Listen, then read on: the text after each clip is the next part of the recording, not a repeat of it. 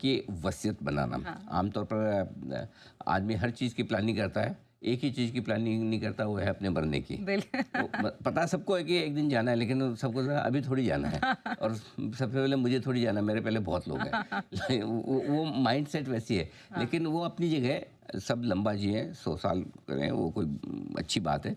लेकिन अपनी वसीयत बनाना, विल प्लानिंग करना बहुत ज़रूरी है, ताकि आप अपने जाने के बाद पीछे आपको लेकर लड़ाई झगड़े हो, ये कोई नहीं चाहता। राइट? आपके पैसों को लेकर, आपकी प्रॉपर्टी को लेकर झगड़े ना हो, तो आपकी प्रॉपर्टी, आपके एसेट्स आपके सही उत्तराधिकारी तक पहुंचे। इसके लिए ज़रूरी कि आप जीते जी अपना काम कर जाए कि किस किस को आप कितना देना चाहते हैं। और इससे होता है कि सबसे बड़ा काम ये है कि कोई लीगल टसल नहीं होती। नहीं तो क्या होता है, अगर आपने विल नहीं बनाई ना और लीगल इश्यूज हो गए, तो फिर आपके पैसे आपके परिवार वालों के नहीं, वकीलों में ही बढ़ जाएंगे। बिल्कुल। वो फिर चलते रहेंगे कोर्ट केस, लंबे लंबे, वकील मोटी मोटी फीस लेते रहेंगे, होना जाना कुछ नहीं है। एक तो ये तो कानूनी झंझट आपके वजह। दूसरा, कई बार डिवोर्स वगैरह के केस होते हैं, उसमें बड़ी लीगल इश्यूज आ जाते हैं, तो अपने विल बनाई हुई तो ये भी एक बड़ा आपको आसानी से हो जाता है। आपका जो भी लीगल हेयर है उसको आपको एसेट ट्रांसफ़र करनी है, बड़ा आसान हो जाता है। तो एक चीज़ बहुत ज़रूरी है, विल जरूर बनाएं, वसीयत जरूर बनाएं, और वसीयत बनाने के पहले स्मिता एक काम और करना जरूरी है कि इतने पैसे जरूर बनाएं कि इतने वसीयत एसेट बना जरूर बनाएं कि बस ना तो पता चला आपने किसी वकील को बुलाया, मैंने वो वसीयत बनानी, बोले भाई तेरे पास है क्या। ये सबसे इम्पोर्टेंट है। हाँ, तो इतने पैसे तो बना ले। मतलब कई बार कहते हैं, लोग कहते हैं लाइफ में पैसा ही सब कुछ नहीं है। हाँ। बात तो सही है, लेकिन ऐसा स्टेटमेंट देने के पहले आपके पास बहुत सारे पैसे होने चाहिए।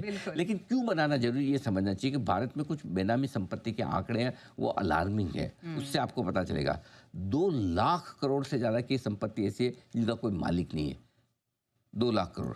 आरबीआई के आंकड़े बताता हूँ, 78,000 करोड़ से ज़्यादा के अनक्लेम डिपॉजिट, लोगों के डिपॉजिट पर है, किसी को पता नहीं। क्योंकि अगर कोई आदमी निकल गया और पीछे वालों को पता भी नहीं कि उसने किस किस बैंक में पैसा डाल के एफडी करके छोड़ी हुई है, क्या करोगे आप? कोरोना में काफी ऐसे मामले। हाँ, कोरोना में वो तो। दूसरा ये कि अब किसी ने प्रॉपर्टी लेके रखी है, पता नहीं पेपर कहीं इधर उधर रखे हैं, पीछे वालों को पता ही नहीं है भाई आपकी वहाँ पे भी प्रॉपर्टी है, यहाँ पे भी प्रॉपर्टी, यहाँ 4 फ्लैट है, वहाँ 2 खेत है, मालूम ही नहीं है, निकल गए भाई साहब। तो आप पीछे वालों को पता ही नहीं।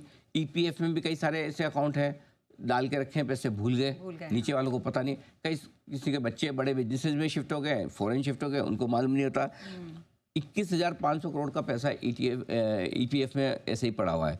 एलआईसी यानी कि लाइफ इंश्योरेंस की जो पॉलिसीज होती हैं, उनके क्लेम 21,500 करोड़ के उनके ऐसे ही पड़े हैं। सो बहुत सारे पैसे आपके पड़े रह जाते हैं, आपके पीछे वालों को मिले। आज आप बचा के किस ले जाते हैं?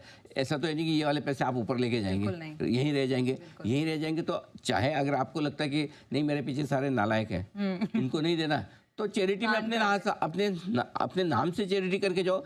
आपका पैसा सही जगह पहुंचे, चाहे आपके परिवार वालों को पहुंचे, आपके दोस्तों को, आपके उत्तराधिकारी को, या आपको चैरिटी में जहां भी देना है, लेकिन वो आप ही करके जाए। इसलिए वसीयत जरूर बनाएं, और वसीयत बनाने का ख्याल आए उससे पहले पैसे जरूर बनाएं।